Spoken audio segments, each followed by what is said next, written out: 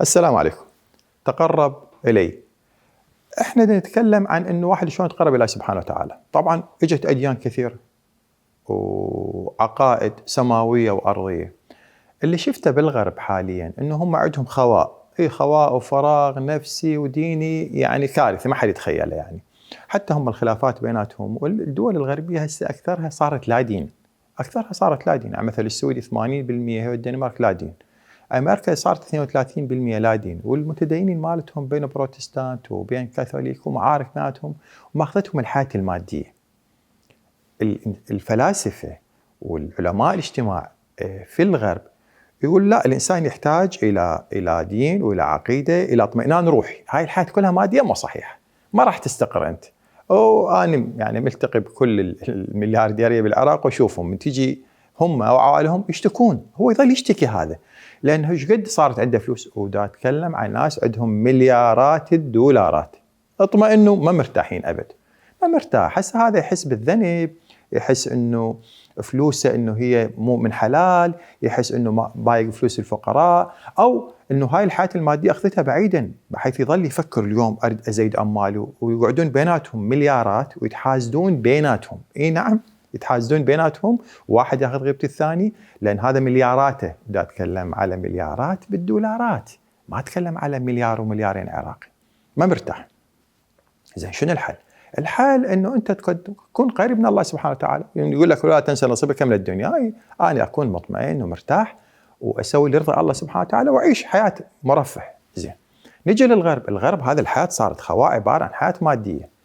التجأوا الكثير منهم قال لا، احنا نحتاج الى راحه ونحتاج الى اليوغا. اليوغا جيد. اليوغا هي شنو اليوغا؟ نحتاج الى تاملات ويوغا. ليش؟ هم جو من الغرب، راحوا قبل للعالم الشرقي، عبروا الشرق الاوسط، راحوا للهند وللصين اللي هم جماعه اليوغا، اللي جماعه بوذا.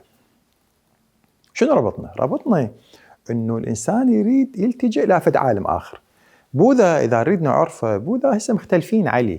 بوذا الناس تعتقد هو هندي، بالمناسبه هو مو هندي، هو الرجل من نيبال شمال الهند.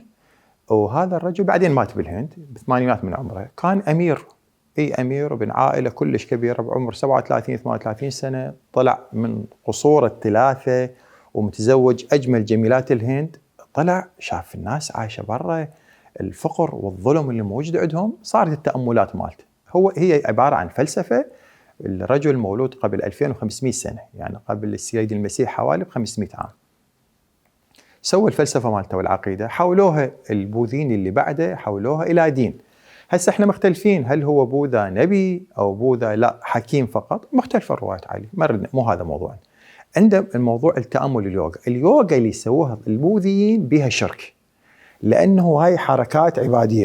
تحول موضوع البوذا من حكيم، هو غوماتا اسمه بالمناسبه. بوذا مو اسمه بوذا، يعني الحكيم المستنير. هي استناره صارت عنده.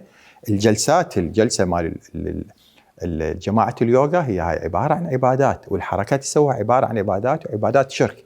فالالتجاء الى اليوغا هو الشرك، لا تنخدعون به. انا هذا اللي يهمني. زين احنا شنو البديل؟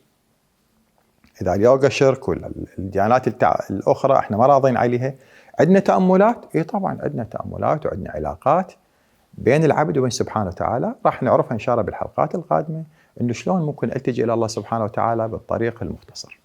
تحياتي.